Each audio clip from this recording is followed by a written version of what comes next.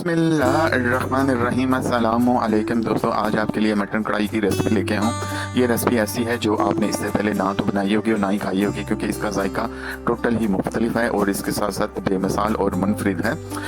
ये जो भी खाएगा इसकी तारीफ़ करेगा, बल्कि इसकी सबसे बड़ी ये खूबी है कि ये ज़रूर हज़म है। इसमें मैंने ऐसी चीज़ ऐड की है जो आपके हाजमे को भी बेहतर रखेगी, इसके साथ साथ इसका जायका भी मुनफरिद कर देगी। तो चलिए स्टार्ट करते हैं इस रेसिपी को। तो सबसे पहले मैंने लिए एक कढ़ाई में मैंने डाल दिया 10 से 12 table spoon cooking oil. Cooking oil इसमें थोड़ा सा ज़्यादा होगा। जैसे ही कुकिंग ऑयल थोड़ा सा गर्म हो जाएगा तो इसमें मैं डाल दूंगा 1.5 किलो के करीब मटन को मैंने छोटा छोटा पीस बनवा लिए थे। बनवाने के बाद इसको मैंने कुकर में डालकर 1 गिलास पानी और 1 चम्मच नमक के साथ इसको मैंने उबाल लिया। ठीक है, जैसे अच्छी तरह गल जाएगा तो फिर इसको मैं निकाल कर तो इस जो कुकिंग ऑयल आपके सामने डाला इसमें भून लूँगा। यहाँ तक भूनूंगा कि इसका एक थोड़ा सा कलर भी चेंज हो जाए और इस अपनी जो मटन की अपनी महक होती है वो भी ख़त्म हो जाए।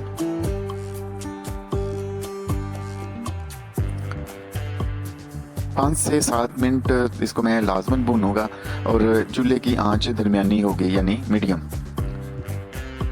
मीडियम आंच पर इसको 5 से 7 मिनट भून लूँगा ताकि इसका कलर चेंज हो जाए।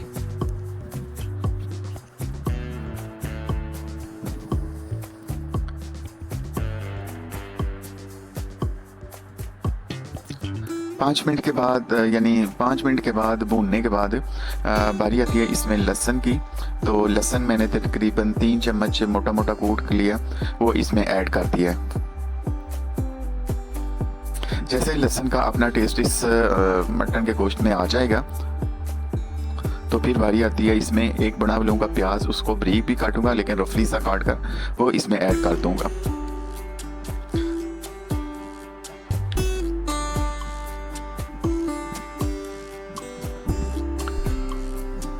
प्याज डालने के बाद इसको मैं अच्छी तरह मिक्स करूंगा।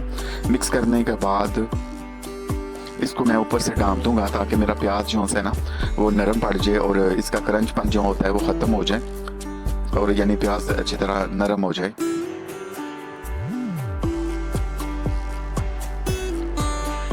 दो से 3 मिनट के बाद इसको मैं दोबारा उठाऊंगा और इसमें ऐड कर दूंगा अब मसाले।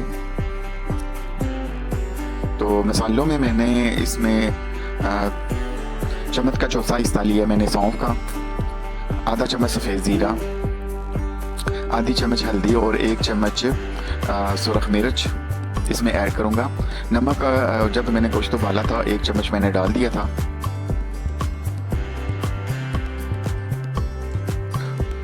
मसाले डालने के बाद इसको मैं थोड़े से भूनूंगा।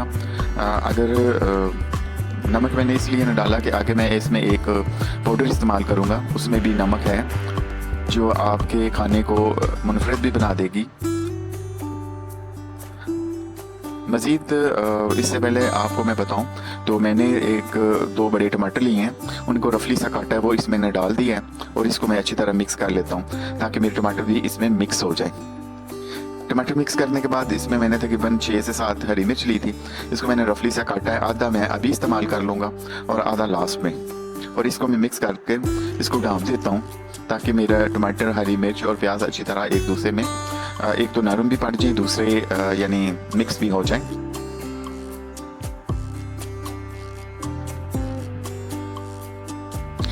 पाँच से 7 मिनट के बाद मैं दोबारा इसका ढक्कन उठाऊंगा और देखें इसने टमाटर ने अपना पानी छोड़ दिया है। अब साथ साथ इसको मैं मिक्स करता जाऊंगा और साथ साथ इसको मैं भूनता जाऊंगा, यहाँ तक भूनूंगा कि इसका ऑयल ऊपर आ जाए। जैसे थोड़ा सा ऑयल ऊपर आ जाएगा तो वो सरप्राइज़ आपको मैं बताने लगा हूँ। मेरे चैनल पर मैंने एक चटनी की रेसिपी डाली थी इससे पहले, इसका लिंक मैं लगा दूंगा। वो चटनी आपने लेनी है 2 चम्मच।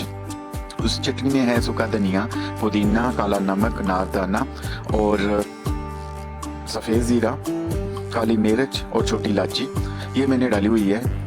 तो उसको पाउडर बना लूँगा 2 चम्मच को, फिर 4 चम्मच लूँगा दही और इस दही में मिक्स करके इस को मिक्स डाल दूँगा। जैसे थोड़ा सा ऑयल ऊपर आएगा तो वो जो हमेशा मैं बनाऊँगा इस पाउडर की मदद से यानी चटनी, वो इसमें डाल दूँगा। देखिए थोड़ा सा ऑयल ऊपर आना शुरू हो जाए तो इस स्टेज पर मैं डाल दूँगा वो चटनी बनाकर जो मैंने आपको अभी बताया है। इस चटनी का लिंक मैं अपने लगा दूंगा और वीडियो कैसी लग रही है आपको। माशाल्लाह इसका ऑयल ऊपर आना शुरू हो जाएगा और इसके साथ साथ इसकी ग्रेवी एक दानेदार बन जाएगी जो आपको बहुत ज़बरदस्त मज़ा भी देगी। इसके साथ साथ ये ज़ूद अज़म भी हो जाएगा और इसका टेस्ट मुकम्मल ही मुनफरिद हो जाएगा। जैसे ऑयल ऊपर आ जाएगा तो मेरी रेसिपी तैयार हो जाएगी।